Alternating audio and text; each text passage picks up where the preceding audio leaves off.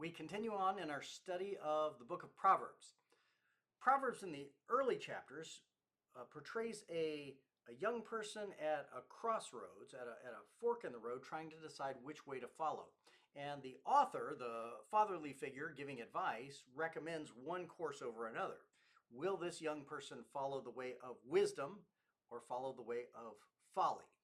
And the author begins by advising on all the values of wisdom, everything wisdom brings to a person's life, and encouraging this young person to turn away from folly, from falsehood. The course of the book then, for 30 chapters, goes through practical applications of wisdom, how to use wisdom in application to wealth and how you manage your money, how to be wise in the way you speak to other people, how to use wisdom to discern who you should spend your life with, wisdom about how a ruler should govern. There are all these little practical applications of wisdom that seem independent of each other. But when we come to the end of the book, when we sum it all up in chapters 30 and 31, we see that what the author has done was to give us a profoundly theological look at what happens when our life is dedicated to wisdom. When we spend our lives pursuing wisdom, what happens is that our character is formed around wisdom. We become a better person for having pursued wisdom. And the person who pursues folly just ends up in a ditch. Everything falls apart for that person in one way or another. They end up broke, or they end up disliked, or they end up rejected, or they have a bad marriage. Right? If you don't pursue wisdom, there are all these catastrophes that happen. But if you pursue wisdom, what you are doing is seeking to live in harmony with the world that God has created. You're seeking to live in harmony with your nature.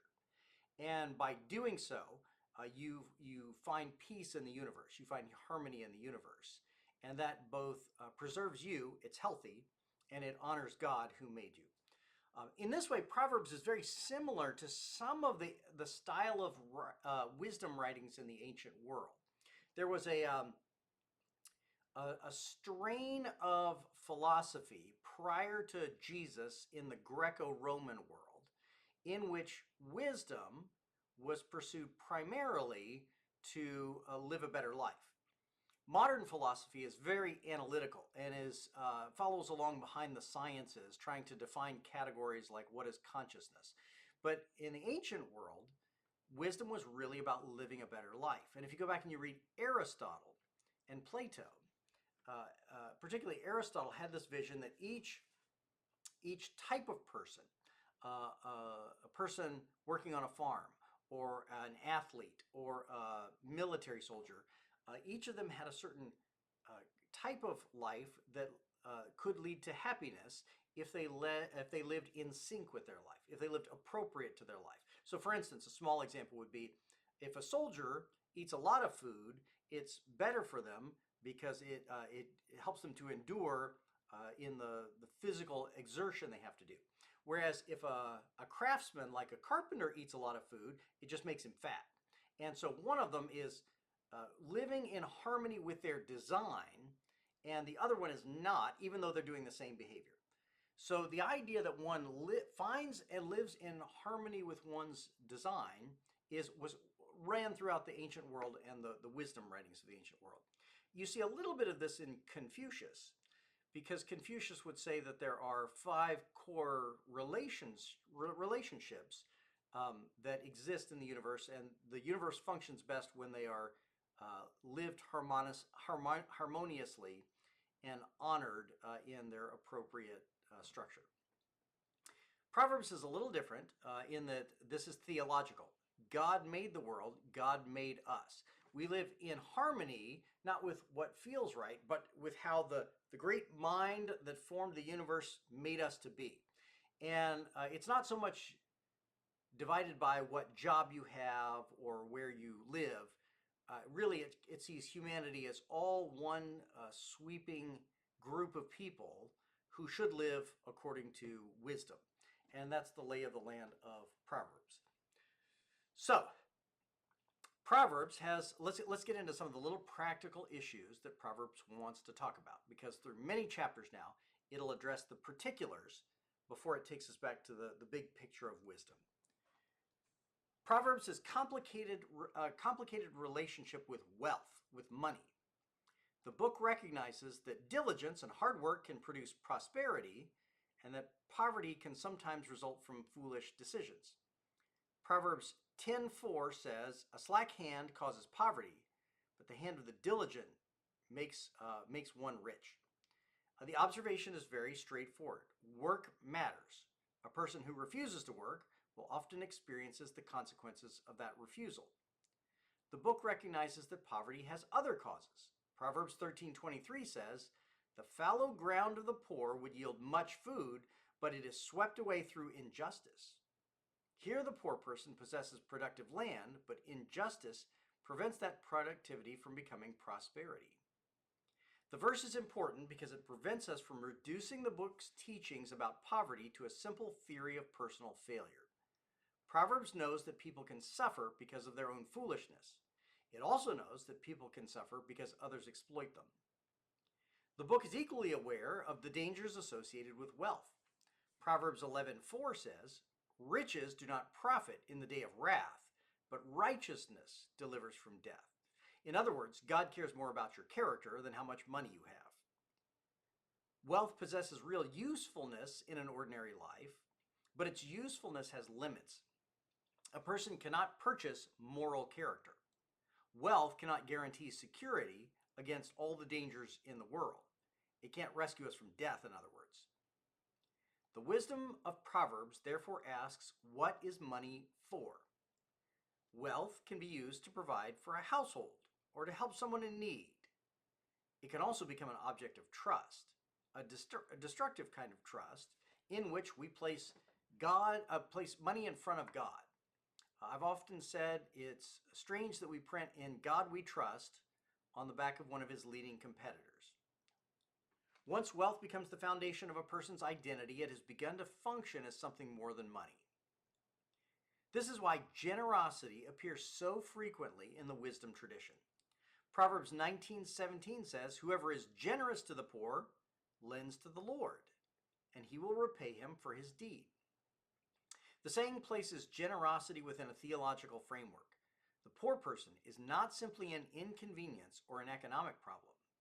The way a person treats the poor is observed by God. This is echoed in the New Testament stories, as when in Acts chapter 10, God decides to send Peter to Cornelius to tell Cornelius about Jesus. And what Cornelius is told is that because of the way you pray and care for the poor, God has noticed you. The wisdom of wealth, therefore, lies partly in recognizing its proper place. Money is a resource. It can serve human flourishing, but it becomes dangerous when it begins to determine one's sense of worth or security. In other words, your net worth is not your self-worth. Proverbs also assumes that meaningful work belongs to the ordinary structure of human life. The contrast between hard work and laziness appears throughout the book. The famous description of the woman in Proverbs 31 provides one of the clearest examples. She is presented as someone who understands the value of a field, acquires it, and plants a vineyard. She works with her hands. Her household benefits from her labor. She makes commercial decisions and considers the future. The passage is particularly interesting because it presents wisdom through economic activity. The woman is not portrayed as wise because she is withdrawn from the practical world, but rather because she applies wisdom in the way she manages responsibly. This connects Proverbs 31 with the broader theology of the work found throughout the book. Proverbs assumes that human beings must learn how to use time and resources well. The ability to recognize an opportunity matters. At the same time, Proverbs warns against allowing work to become a form of slavery. Proverbs 23:4 says, "Do not toil to acquire wealth. Be discerning enough to desist, to stop when you're satisfied." The wise person knows that work is valuable, but also knows that the pursuit of wealth can become destructive. It's all a question of proportion.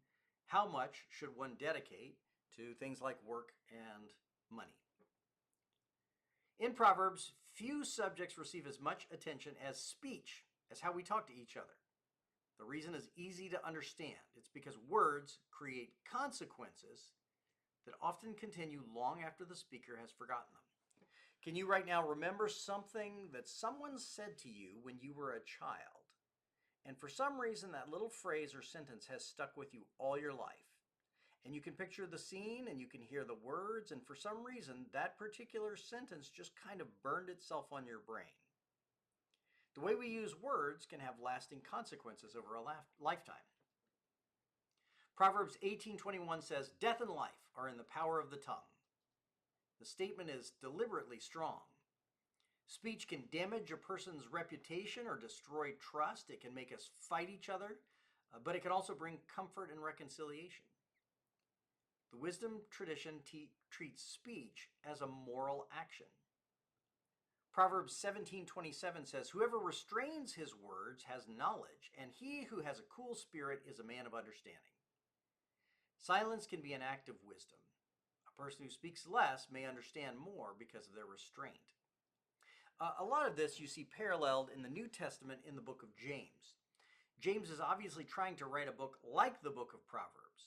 Half of the book of James, the letter of James, are commands. Do this, don't do that. It reads very much like the book of Proverbs. And like Proverbs, James spends a good deal of time talking about wealth and speech. If you read the two side by side, you see a lot of parallels. Proverbs values listening. A wise person remains open to correction and recognizes that the first interpretation of a situation may be incomplete.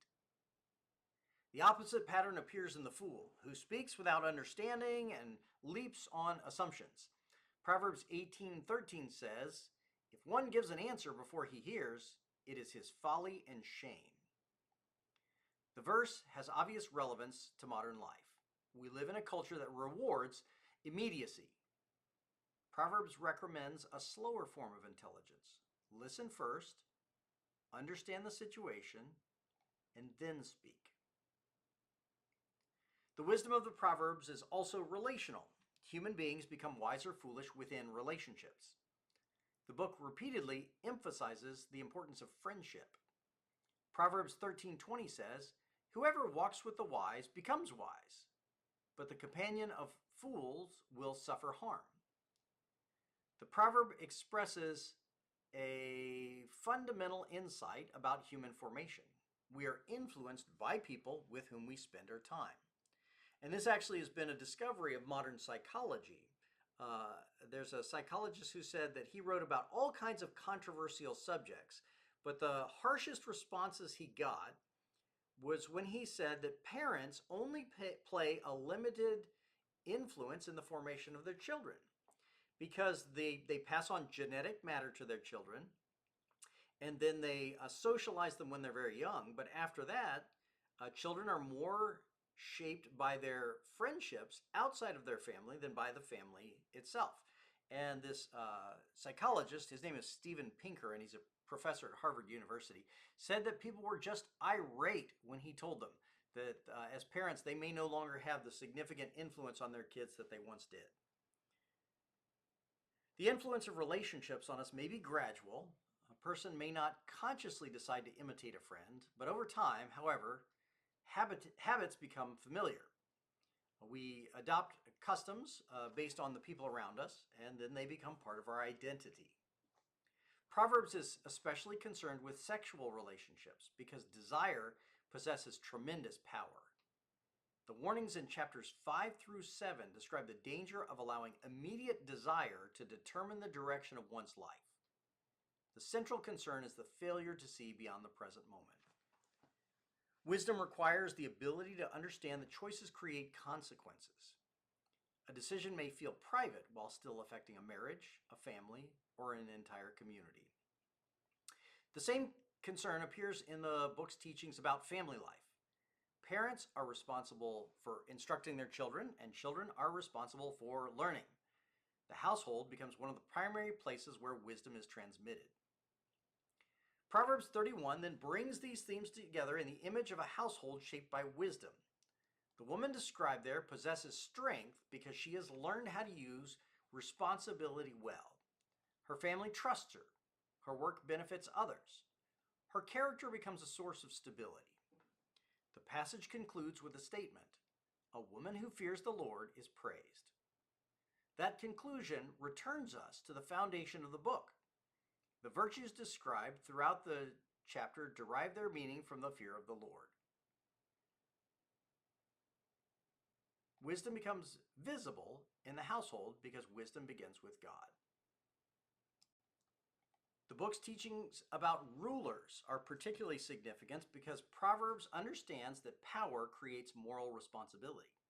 Proverbs 29:4 says, "By justice a king builds up the land, but he who exacts gifts tears it down." The contrast is political and economic. A ruler can strengthen society through justice or damage society through corruption. The verse assumes that leadership affects the entire community. The private character of a ruler eventually becomes a public matter. Proverbs 31 makes a similar point when Lemuel's mother instructs him to speak for those who cannot speak for themselves. The king's responsibility includes the protection of those who are vulnerable to exploitation. This is a recurring theme throughout the wisdom tradition. The person with power possesses a responsibility towards the person without power. Proverbs therefore refuses to separate wisdom from justice. A ruler might be intelligent and strategic and even successful, but still foolish in the biblical sense. Wisdom requires the proper use of power. The book also recognizes that corruption often begins with the abuse of judgment. Proverbs 17:23 says, "The wicked accepts a bribe in secret to pervert the ways of justice." The danger is not merely that someone has taken money. The deeper problem is that justice has been placed beneath personal advantage. The wise person understands that authority exists for the good of the community. Proverbs 30 provides a remarkable transition towards the conclusion of the book. The chapter is associated with Agur, whose words begin with the expression of humility. Agur says, "Surely I'm too stupid to be a man. I have not the understanding of a man. I have not learned wisdom, nor I have knowledge of the Holy One." The language is striking. After 30 chapters of instruction and wisdom, the reader encounters a speaker who emphasizes his own limitations. This is an important conclusion to the wisdom tradition. Wisdom produces humility. Agur then asks a series of questions about the natural world and the mystery of creation. His questions remind the reader that human understanding has limits. A person may learn much about the world and still remain incapable of comprehending its deepest foundations. The chapter brings us back to the relationship between wisdom and the fear of the Lord. The wise person studies the world with seriousness while recognizing the world exceeds human mastery. This humility is not intellectual despair. Agur continues to observe carefully. Proverbs 30 contains some of the most memorable examples of wisdom's interest in the natural world. The chapter draws lessons from creatures whose behavior reveals patterns of instinct and adaptation. The wisdom teacher remains an observer. The difference is that observation has now been joined to humility. Human beings can learn, and we can become wise, and we can become arrogant. Proverbs 30 warns against arrogance. The book of Proverbs begins with the call to wisdom and ends by showing wisdom embodied in human life. The wise person has learned how to use resources without becoming controlled by them.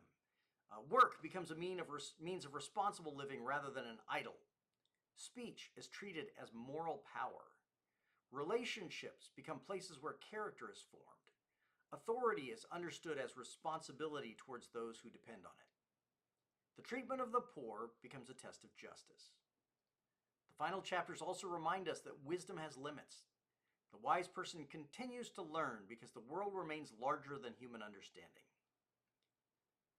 Proverbs therefore offers a vision of wisdom that reaches into every ordinary part of life. The book does not imagine that wisdom belongs only to scholars or religious leaders. Wisdom appears in the way a person works and speaks and reads and listens and talks to other people. This brings us back to the central theme of the entire book. Wisdom is a way of living within the world that God has made. The fear of the Lord is the beginning of wisdom. It teaches human beings to live with humility before God and responsibility towards other people. By the time we reach Proverbs 31, wisdom has become visible. It has entered the household. It has entered the workplace and the marketplace. It's in the court of the king. That is the great achievement of Proverbs. It takes wisdom out of the realm of abstraction and places it in the middle of ordinary life. A person becomes wise through the way that person lives. And that is where the wisdom literature leaves us. Standing in the world, facing decisions that will shape our character, and learning to recognize what wisdom requires of us. Proverbs is a beautiful book because it captures the style and the cadence of ancient wisdom writings. The first philosophers, remember philosophy, philosophia comes from two little Greek words, philosophia. Philo is love and sophia is wisdom. Philosophy is the love of wisdom. In the early days, before Jesus, in the ancient Greco-Roman world, philosophy was not a subject to be studied in school. It was a question of how one lives life, and in the midst of the mystery of life, discerns what life is for. Proverbs really sets the stage for the coming of Jesus, because Proverbs makes us wonder at the meaning of life, and it causes us to look for the source of wisdom. And then Jesus, God in the flesh, steps down to the earth and reveals divine wisdom to humanity. This is why John will begin his gospel by saying, in the beginning was the Logos, the foundation of all reason. And that foundation of all reason has become flesh and walked among us. It's in Jesus that we see ultimate wisdom.